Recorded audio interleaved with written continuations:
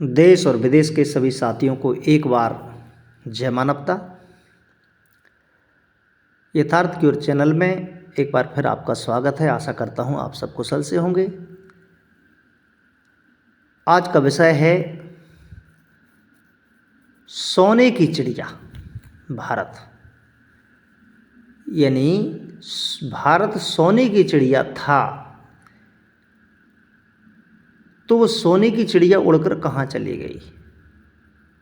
तो साथियों, इस विषय पर आज हम विस्तार से चर्चा करेंगे। वीडियो पूरा देखें कि वो सोने की चिड़िया कहाँ चली गई। आज उसका हम आपको जानकारी देने वाले हैं।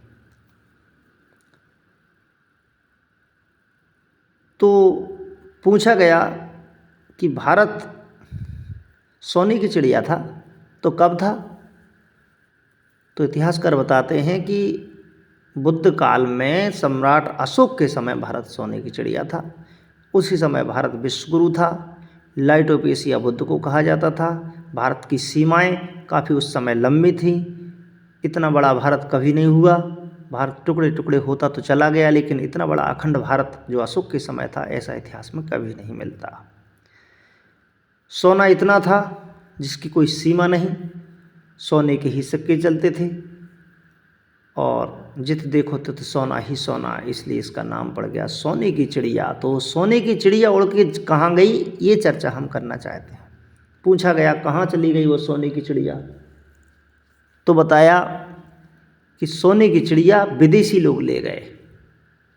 यानी सोने को लूट करके विदेशी लोग ले गए। तो साथियों, मैं कहना चाहता हूँ कि विदेशी लोग ले गए कुछ परसेंट, कुछ हद तक ये बात ठीक है, लेकिन मैं कहता हूँ कि वो सोने की चिड़िया भारत में ही है, कहीं बाहर नहीं गई है। हाँ, कुछ सोना विदेशी लोग जरूर ले गए, इसमें दो राय नहीं है, लेकिन सोने की जो चिड़िया थी वो कहाँ छिपी है वो मैं बताने वाला हूँ। जैसे दो चोर थे, उन्होंने राजा के महल में डाका डाला, उनको काफ़ी धन प्राप्त हुआ। पीछे से सिपाही आते हुए देखे तो एक चोर धन लेकर के भाग गया और छिप गया, और एक चोर पकड़ा गया। तो जो पकड़ा गया वो जो है, चोर कहता है कि धन मेरे पास नहीं है, और यद्यपि भाग तो वो जो गया था वो धन ले तो गया था, लेकिन बहुत कम धन ले गया था। पूरा धन इसी के पास था, लेकिन इसने कह दिया कि सारा धन जो भागने वाला था वो ले गया, और इसको सम्मान के साथ जो है इसको छोड़ दिया गया कि जब तेरे पास धन ही नहीं है तो तुझके रख के क्या करेंगे। तो उसका सम्मान भी किया गया और छोड़ दिया गया। लेकिन जो भाग गया, तो आज तक हमें यही पता है कि जो भाग गया उसी के पास धन है, लेकिन जो मेन जो धन था, मेन हीरा मोती इत्यादि थे, वो जो है जो यहीं बस के रह गया उसी चोर के पास था। तो साथियों, मैं कुछ कहना चाहता हूँ, आप समझ रहे होंगे कि वो सोने की चिड़िया उड़कर कहाँ गई। तो वो सोने की चिड़िया उड़कर मंदिरों में घुस गई, और मंदिरों में वो सोने की चिड़िया आज भी दुबकी हुई लॉक में, तालों में सुरक्षित बैठी हुई है, और वो सोने की चिड़िया निकालने का कोई साहस नहीं कर रहा है।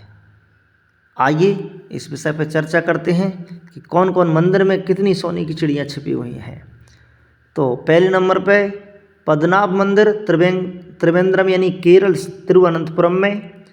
इसके पास 20 अरब डॉलर देश विदेश की बैंकों में जमा है, और 500 करोड़ की मूर्ति विष्णु की, यानी जो पद्मनाभ भगवान की जो मूर्ति है वो 500 करोड़ की मूर्ति है, और वो पूरा धन सुरक्षित और जो है मंदिर में रखा गया है।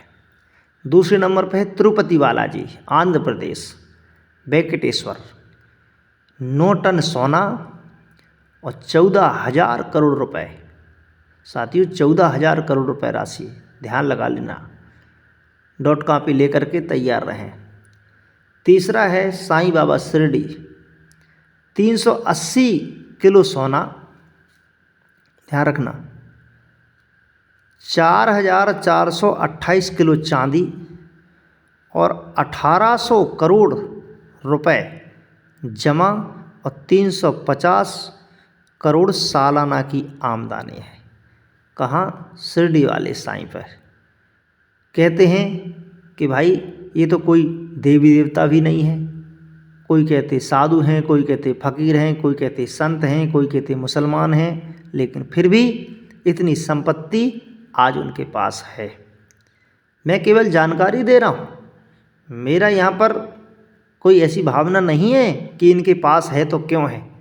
भाई उन्होंने अपनी दुकान सजाई, उन्होंने कुछ तो जो है अपनी दुकान में खर्च किया होगा। चौथे नंबर पे आता है वैष्णो देवी मंदिर जम्मू। तो वैष्णो देवी मंदिर में 500 करोड़ रुपए की सालाना आय साथियों होती है।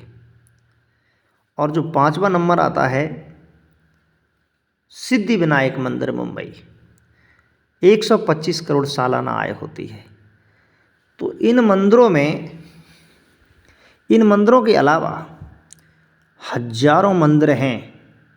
और अभी आप अयोध्या का जो नया मंदिर बना है, इसका हिसाब किताब तो आपके पास पहले से ही होगा, मुझे बताने की ज़रूरत नहीं है।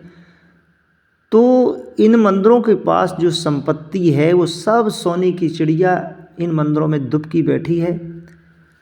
कोई समय आए और इस सोने की चिड़िया बाहर निकले और सोने की चिड़िया पुनः भारत में पंख फैलाए, तो दीन दरिद्रों के दुख दूर हों, शिक्षा का प्रसार हो, हॉस्पिटल खुलें, वैज्ञानिक तकनीकी के जो है आविष्कार हों, और किसानों के लिए और हर प्रकार के उपकरण उपलब्ध हों।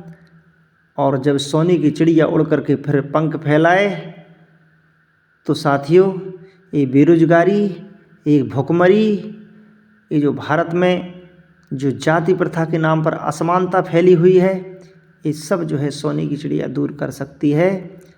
लेकिन ये पंख फैलाए कब? जब वो ताले से बाहर आए।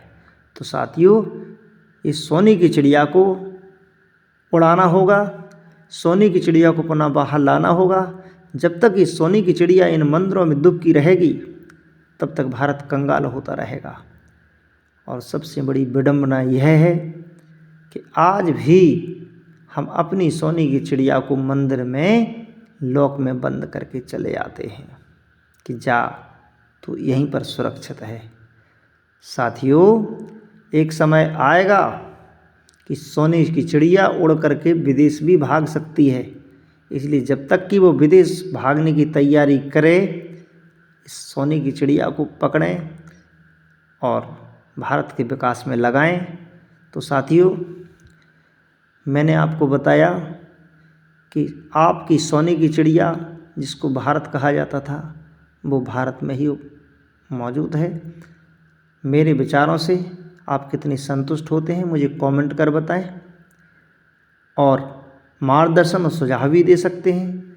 तो मेरा मानना यहाँ ऐसा नहीं है कि मंदिरों में दान नहीं करना चाहिए। अरे भाई मंदिर भी तो जन कल्याणकारी कार्य करते हैं ना। मंदिर में जो तुम दान करते हो उससे भंडारे होते हैं, यज्ञ होते हैं, और जो उनके सेवाधारी हैं उनके पेट पलते हैं, और कई जन कल्याणकारी कार्य भी होते हैं। भाई मंदिरों के नाम पे भी तो हॉस्पिटल चलते हैं, गऊओं के लिए चारा खिलाया जाता है, और दीन गरीबों के लिए भी व्यवस्था होती है। तो मंदिरों में दान तो करना चाहिए। लेकिन भाई संतों का कहना तो ये है कि साईं इतना दीजिए जामे कुटुंब समाए, और मैं भी भूखा ना रहूं या साधु भूखा जाए। अगर इतना दान मंदिरों में चढ़ता है कि भाई मंदिर की व्यवस्था होती है, साधु संतों की व्यवस्था होती है, तब तो ठीक है। लेकिन आप दीन गरीबों का पैसा इकट्ठा करके हजारों करोड़ों की संख्या में आप जो है देश विदेश के बैंक भरते रहोगे, तो इस देश का क्या होगा? थोड़े देश की भी फिक्र करें। अरे हम हैं तो हमसे देश है, और देश से हम हैं। अरे भगवान हैं तो भगवान भी देश से ही है। तो देश का ख्याल करें, देश ही भगवान है, देश की जनता ही भगवान है। दरिद्र नारायणों की भी देखें, दरिद्र को नारायण इसलिए तो कहा गया है। तो साथियों मुझे लगता है आप मेरी भावनाओं को समझ रहे होंगे। मेरा उद्देश्य किसी भी धर्म, जाति, संप्रदाय या व्यक्ति विशेष की भावनाओं को आहत करना नहीं है। मेरा उद्देश्य तो मात्र यह है कि हम किस प्रकार से पुनः सोने की चिड़िया बने, पुनः विश्वगुरु बने, भारत का झंडा विश्व में ऊंचा हो, सभी समान हो, छुआछूत जाति प्रथा बंद हो, शिक्षा का और विज्ञान टेक्नोलॉजी का प्रचार प्रसार हो, सभी सुखी रहें, जियो और जीने दो की भावना का विकास हो। अगर मेरी बातों से आप संतुष्ट हैं तो अपना मुझे कमेंट में बताएं, और अगर मेरी बातों से आपको किसी को परेशानी होती है तो मेरे वीडियो देखते रहें, सुनते रहें। धीरे धीरे आप में मानवता का जन्म हो जाएगा और आप भी मेरी जैसी बातें करने लगेंगे। तो आइए आज इतना ही। सभी को प्रेम भरी जय मानवता।